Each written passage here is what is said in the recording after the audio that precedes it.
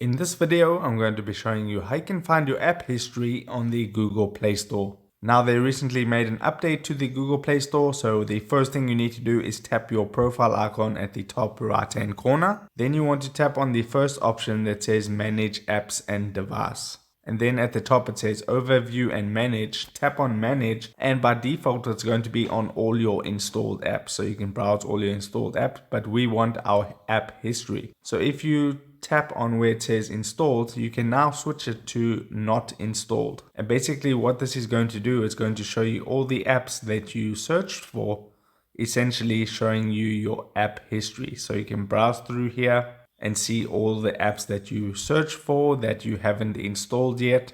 And you have those little square boxes on the right hand side. You can tap on them and then you can download the apps if you want to. You can even filter it for just the games that you have searched for, which is a cool little feature. By default, go to not installed and it will show you your app history. If this video helped you out, don't forget to drop a like on this and subscribe for more, and I'll see you in the next video. Take care.